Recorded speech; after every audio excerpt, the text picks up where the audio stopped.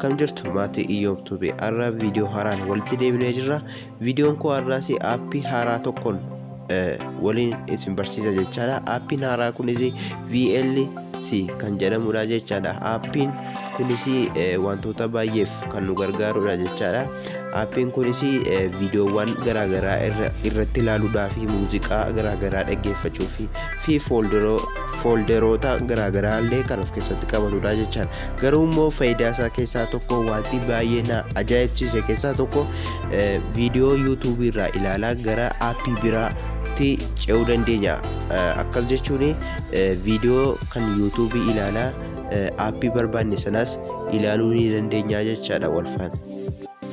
Kanas kan raawwannu fakkeenyaaf amma viidiyoon kun kan koolaa jechaadha. Viidiyoo ani kanaan dura gadhiisedha jechaadha. Viidiyoo kamuu jalatti share kan jedhu kanan isinitti agarsiisaa jiru sana jalatti share kan jedhu sanatti al tokko tuqnaa jechaadha. Sana booddee wantoota baay'ee nuuf fida jechaadha. Sana booddee play with VLC kan jedhu sagara goodaa jiru sanatti al tokko tuqnaa jechaadha. Sana booddee kallattii manii moobaayiliin keenya aappii YouTube jedhan nu baasee gara aappii VLC tti nu geessaa jechaadha.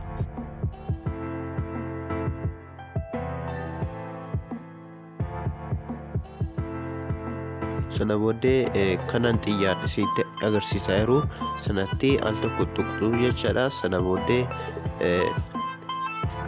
waan kana gara daqiiqaa tokko eedduu jechaadha.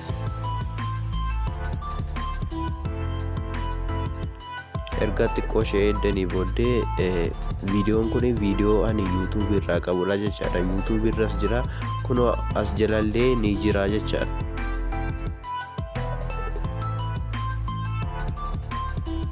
Sana booddee viidiyoo kana xiqqeessee gara iddoo barbaadetti naannessuu nan danda'a jechaadha. Akkuma argaa jirtanii steeppii amma isinitti agarsiise sana eeddanii hojjettu. Haala kanaanii iddoo barbaadanitti geessuu dandeessu jechaadha viidiyoo sana.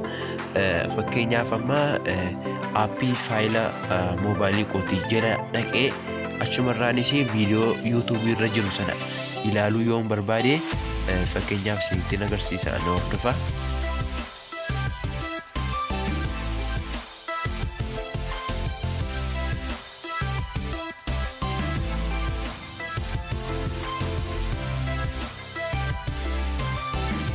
Haala kanaanii itti fayyadamuu nan danda'a jechaadha. Kanaaf aappiin kun aappii faayidaa qabeessa wanta ta'eef buufattanii itti fayyadamuu ni dandeessu jechaadha. Akkuma faayidaa isaa jalqaba irratti isinii kaasee faayidaan aappii kana viidiyoo YouTube irraa ilaala akkasumas aappii biraallee ilaaluu nan danda'a jechaadha. Haala kanaan itti fayyadamuu dandeessu isiniin jedha. Viidiyoon kanaan isiniif qopheesse kan amma ammaatti daawwattanidha. Amma viidiyoo biraan wal agarruutti. Bye.